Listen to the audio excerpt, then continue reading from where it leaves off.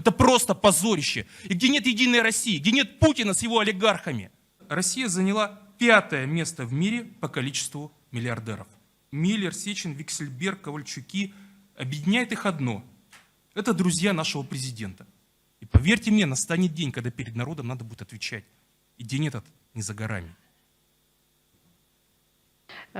Слово для выступления представляется автору, депутату Ступину.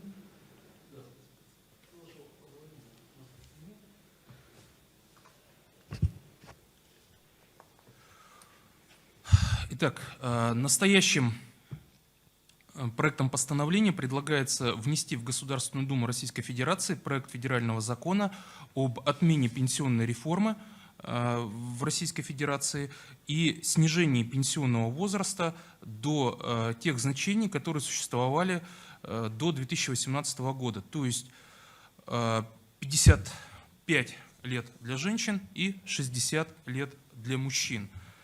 В 2018 году Государственная Дума и Советом Федерации сразу после избрания Владимира Путина президентом в 4-й раз был повышен пенсионный возраст с 55 лет до 60 женщинам и с 60 до 65 лет мужчинам. Ранее Владимир Путин многократно говорил о том, что повышать пенсионный возраст не будет. Также он говорил, что если каждый глава государства будет под себя менять Конституцию, то этого государства скоро не останется. И вот, вопреки своим обещаниям, в 2018 году Путин подписал принятый Единой Россией закон о повышении пенсионного возраста, а в 2020 году полностью перекроил под себя Конституцию, позволив себе занимать должность президента до 2036 года. Решение о повышении пенсионного возраста больно ударило по самым незащищенным гражданам России. Люди воспринимали пенсию не столько как отдых, как европейские пенсионеры, сколько как возможность хоть немного улучшить качество своей жизни, работая и получая пенсию одновременно, поскольку всем известно, что реально средняя заработная плата за пределами Москвы не превышает 30 тысяч рублей, а часто составляет и вовсе 10-15 тысяч рублей в сельской местности. При этом, по данным российской газеты, на март 2020 года Россия заняла 5-е место в мире по количеству миллиардеров.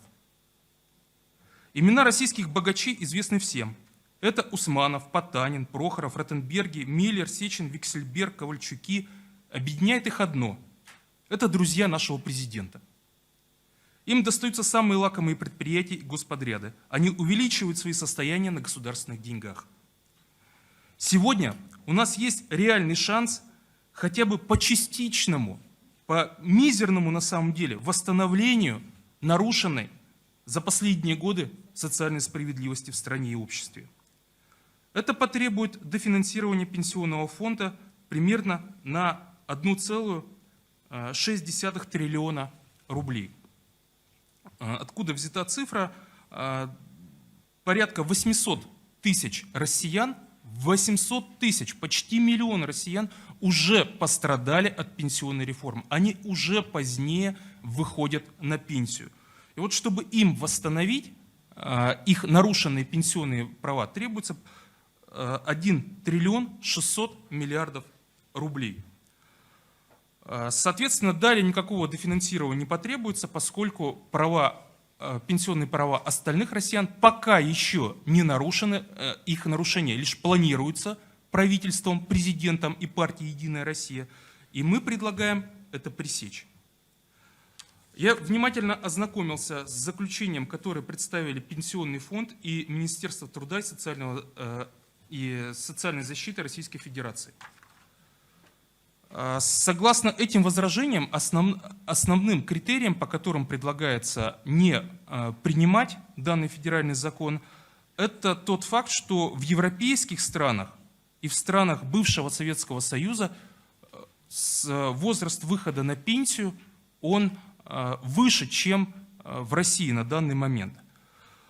Я воспользовался сайтом Пенсионного фонда, официальным сайтом Пенсионного фонда России. Так вот, согласно этому сайту, во Франции срок выхода на пенсию сейчас составляет 62 года. То есть ниже, например, чем предлагается нам, 65 лет. При этом средняя пенсия там 76 тысяч рублей. 76 тысяч! У нас, согласно данным этого же сайта Пенсионного фонда, 19 тысяч рублей. Это среднее, с учетом силовиков, чиновников, и которые получают намного больше. То есть реально эта пенсия, которую обычные жители получают, она 10-15 тысяч рублей. 10-15 тысяч замкадом, понимаете? И 76 тысяч во Франции. И нам предлагается равняться на них. Давайте поднимем тогда нашим старикам тоже пенсии. Швейцария, у них сейчас похожий возраст на пенсию будет 65, но у них пенсия 200 тысяч рублей. 200, понимаете? Нам предлагается на них равняться. Предлагается нам равняться также на страны бывшего Советского Союза. Ну, тоже на самом деле нашли равнение, но тем не менее. Латвия. 77 тысяч рублей пенсия. Официальный сайт нашего пенсионного фонда такие цифры дает. Литва. 86 тысяч рублей пенсия. У нас 19. Это позорище. И я это называю страны, где нет нефти, где нет газа, где нет алюминия, где нет леса, алмазов. Это просто позорище. И где нет Единой России, где нет Путина с его олигархами, где нет депутатов с зарплатами 400 тысяч рублей в месяц. Может быть, поэтому у них пенсионеры столько получают? Как вы считаете, Степан Владимирович? Сколько ваша зарплата? Зарплата сколько у вас? Вы сейчас будете возражать. Продолжайте выступать, пожалуйста. Закон об отмене пенсионной реформы. Ваша зарплата сколько? Назовите зарплату свою. Пожалуйста, в рамках Чего вы своего молчите? выступления. Перейдем в режим вопросов. Тогда вы посчитаете нужным, отвечаем. Я сейчас не предоставляю слово никому. Продолжайте. У вас еще 3,5 минуты. Той тяжелейшей ситуации, которая сейчас у нас оказалась в стране, экономический кризис, и с учетом снижения реальных доходов людей последние 6 лет, и ничего лучше не предвидится, с учетом обнуления Путина, мы понимаем, что мы вообще в бездну впадаем, то я считаю, что сейчас найти вот эти 1,6 триллиона мы вполне можем из Фонда национального благосостояния. Путин говорил на своем послании 15 января, что фонд составляет 8 триллионов рублей. 8. Предлагается лишь 1,6 изъять для самых малообеспеченных жителей нашей страны. Нашей страны, полной полезных ископаемых, которые получают нищенскую пенсию сейчас, и которым еще подняли возраст, чтобы даже до этой нищенской пенсии не дожить не смогли. Прошу поддержать проект постановления. Я действительно считаю, что повышение пенсионного возраста со стороны нашей государственной власти в лице партии «Единая Россия», президента Путина и правительства Медведева в то время, это было издевательство над гражданами России. Вы очень точно подобрали слово «издевательство». И это издевательство сейчас продолжается. Мы предлагаем это издевательство прекратить. И вы говорите, что мы промолчали, вот здесь я не соглашусь. Мы выходили многократно на митинги, в том числе на проспект Сахарова, выходило до 50 тысяч человек. Я сам в этих митингах участвовал. Люди выражали свое крайнее возмущение тем социальным расслоением, которое сейчас в обществе есть. Когда виллы и яхты принадлежат одним, в том числе чиновникам, например, Медведеву, а другие живут на 19 тысяч рублей в месяц. И им, чтобы дожить, еще и поднимают возраст вот этот. Вот это, конечно, издевательство. Поэтому мы предлагаем это прекратить и отменить повышение пенсионного возраста.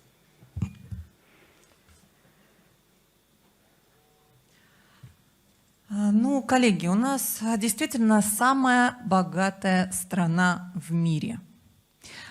У нас есть абсолютно все. Нефть, газ, золото, алмазы, лес, любые природные ресурсы, которых нет ни в одной стране мира.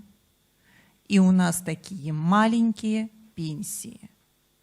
И у нас рассматриваются законопроекты по увеличению пенсионного возраста, чтобы даже эти маленькие пенсии люди как можно дольше не получали.